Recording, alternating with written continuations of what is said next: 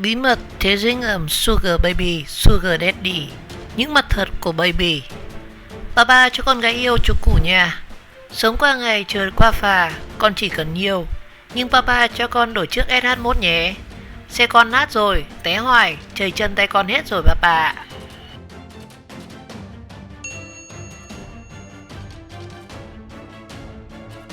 Khi nào anh buồn thì cứ gọi em. Một lần tâm sự, em chỉ lấy thương 5 củ 5 triệu thôi.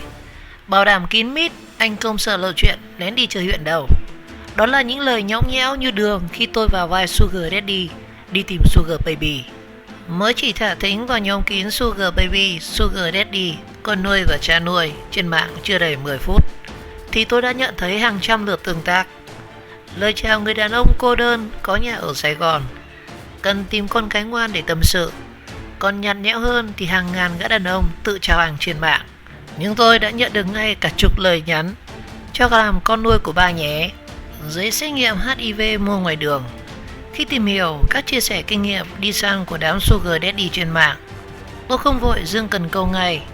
Thực tế trong khi nắm kẻ ba nuôi bệnh hoạn, biến thái, thì các cô gái chấp nhận làm con nuôi hiện nay thì cũng có đến 108 chiêu trò hồ ly tinh giả nài. Gã trai nào thì cũng đòi hỏi sinh viên. Thế là tự dưng trên các nhóm kín cũng đầy rẫy các sinh viên nghèo, ngoan và cần ba nuôi giúp đỡ.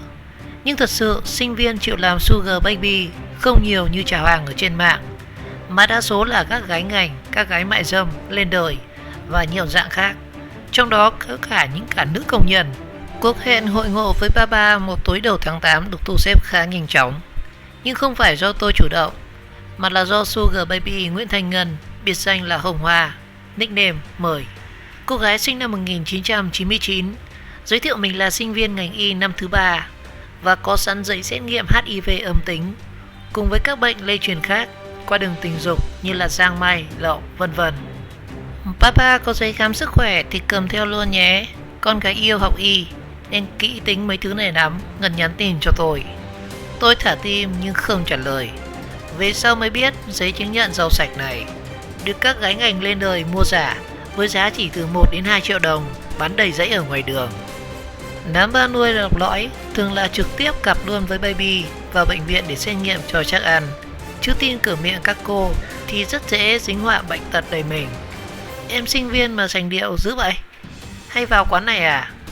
Tôi làm ra vẻ ngạc nhiên hỏi ngay câu đầu tiên khi mới gặp Thanh Ngân ở một quán nhậu rất sang trọng trên đường Nguyễn Đình Chiểu, quận 3, thành phố Hồ Chí Minh. Không có đâu ba ơi, em mới chỉ ghé quán này 1-2 lần thôi. Bạn học có điều kiện thì mới mời sinh nhật đi đến đây. Và ngồi trước mặt tôi, cô gái xin làm con nuôi chừng 20 tuổi, cao ráo và trắng trẻo, mặc chiếc váy không quá hở hàng. Thanh Ngân ra vẻ kín kẽ, nhưng thỉnh thoảng lại cố tình cúi xuống để hở ra bầu ngực đầy đặn, lấp ló sau nút áo may thấp. Sao em học hành trường danh giá mà lại đi tìm Daddy làm chi? Tôi lại hỏi thẳng nhưng với giọng rất nhẹ nhàng.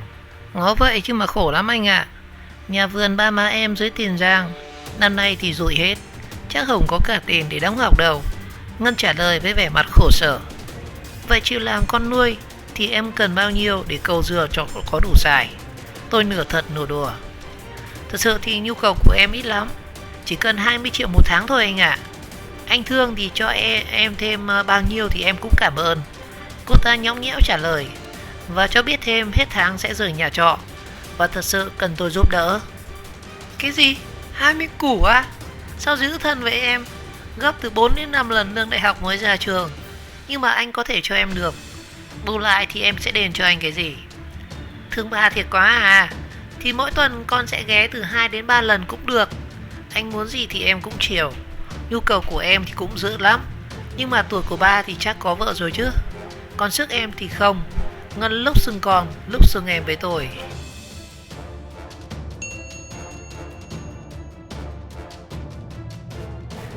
Những cô sinh viên dởm. Tôi thấy nghi là gái ngành lên đời. Tôi hỏi thẳng câu đã được các Sugar Daddy truyền giáo nhau trên các nhóm kín. Ok, nhưng mà con nuôi thì phải. Được mà ba, con khổ quá mới lên đây thì che đậy gì ba nữa. Ba cho con 5 triệu làm tin, con gửi cho ba liền coi mỡ ảnh trái cây tuổi thanh xuân của con. Ngân trả lời ngay khi tôi chưa kịp dứt câu hỏi.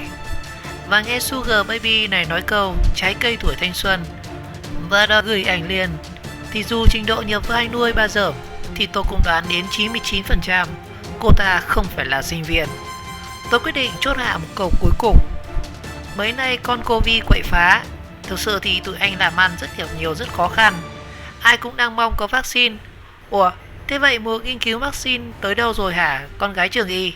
Cô gái tự xưng học năm thứ 3 ngành y lọng ngọng và truyền qua chuyện mưa nắng khác. Thật khó tin cho một người đang học làm bác sĩ mà không quan tâm gì đến thuốc men hay là ngăn chặn đại dịch này. Thế xong tôi liền ra về, bị cô gái trẻ mắng té tát giở chiêu lừa mà lòng lại cảm thấy rất vui. Thật sự thì ngay từ đầu tôi đã muốn mình không phải gặp phải một cô sinh viên thật sự phải sa vào con đường như vậy, gánh ngành lột xác và các cô gái nghèo. Những ngày thử nhập vai làm Sugar Daddy, tôi đã trực tiếp và gián tiếp biết đến nhiều sự thật trong thế giới ngầm trao đổi tình tiền này. Sự thật thì có những cô gái trẻ gặp hoàn cảnh gì đó và cần bờ vai để giúp đỡ cả về tinh thần lẫn vật chất và rơi vào tay các bà nuôi hết sức bệnh hoạn. Nhưng thực tế thì có rất nhiều cô lại là thợ săn ở trong chuyện này. Hầu hết họ đều là gái ngành hoặc là các cô gái phục vụ ở các quán xá đèn sáng lẫn cả đèn mờ, cần người bao bọc vật chất. Những loại Sugar Baby này thường đòi hỏi ba nuôi chu cấp từ khoảng 20 đến 30 triệu đồng một tháng, và một số cô có thể lên tới là 50 đến 100 triệu đồng, nhưng phải có nhan sắc vượt trội và phải gặp được các đại gia vùng chơi nhiều tiền.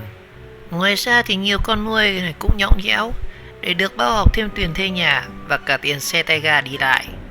Có một loại Sugar Baby nữa mà những ngày nhập vai tôi cũng được chào mời, đó chính là các cô công nhân hoặc là làm việc ở các quán xá cửa tiệm bình thường, và hầu như đều là dân tình lẻ đi lên.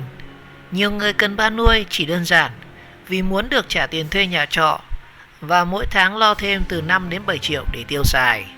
Một số cô thì chỉ cần ba nuôi giúp đỡ tiền nỡ vay nóng hay là mua cho cái xe máy mà các cô chưa có tiền để mua. Ba ơi, ba cho con tiền phòng trọ mỗi tháng nha.